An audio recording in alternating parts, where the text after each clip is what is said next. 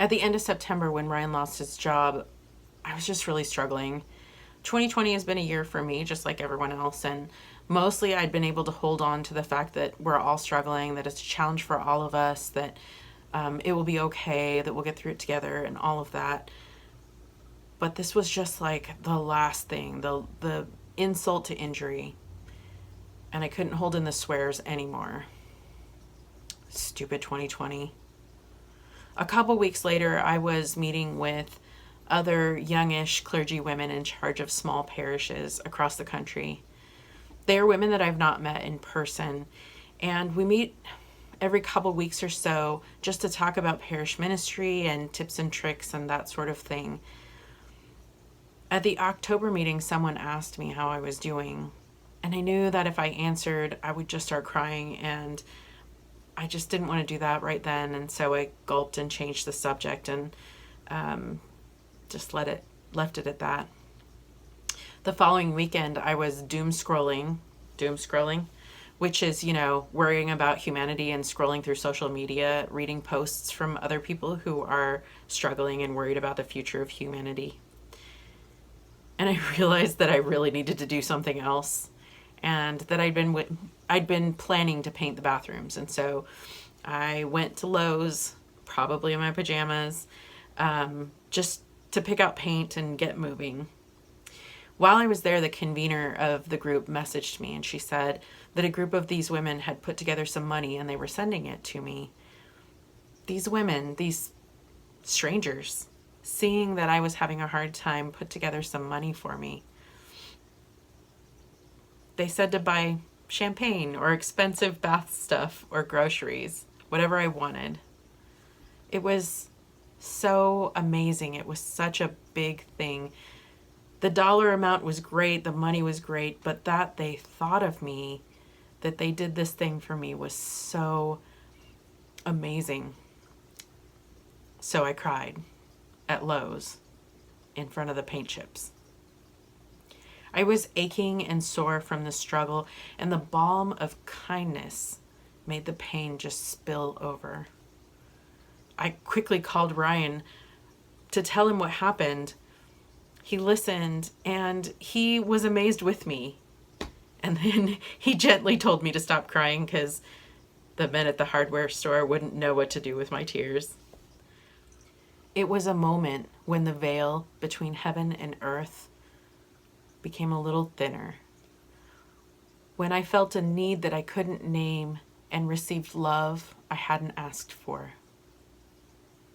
I don't know still if they understand how much it means to me.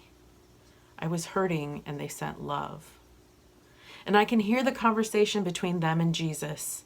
Lord, when did I take care of you when you were sick? And Jesus will remind them that they sent love when I was hurting.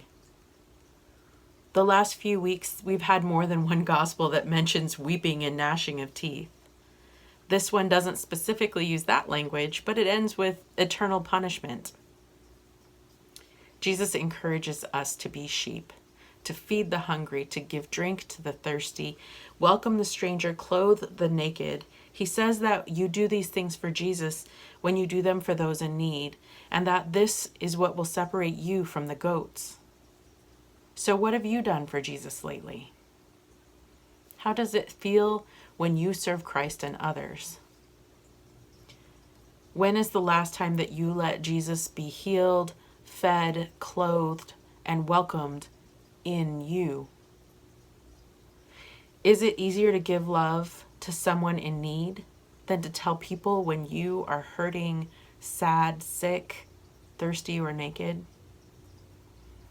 It feeds my soul to meet someone's needs, to give small or big things that remind them that they are loved by me and also as a child of God. Moments like these stay with me, an indelible mark, a memory that each time I pass it rekindles the warmth in my heart. Namaste is a Hindu greeting and translates roughly to, I bow to the divine in you. These moments of divine recognition, when we serve God by serving one another, or when we allow the divine in us to be attended to, these are moments that leave joyful scars, which are so deep that they leave tenderness where they are made. St. Edward's has left a tender spot in my soul, one that I can hardly talk about without being swept to tears. This Sunday is the final Sunday of the year. Next Sunday, we will begin a new year in the life of the church, when the calendar will begin again with the preparation for the Messiah and the celebration of his birth. It is fitting that we end the year remembering that Christ is within us all. It is fitting that when we serve someone in need, we serve God's self.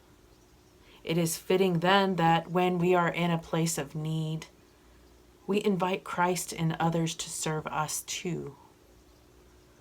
2020 has been a bizarre year when there is the collective ache of so much loss, not only human, but of security and plans and expectations.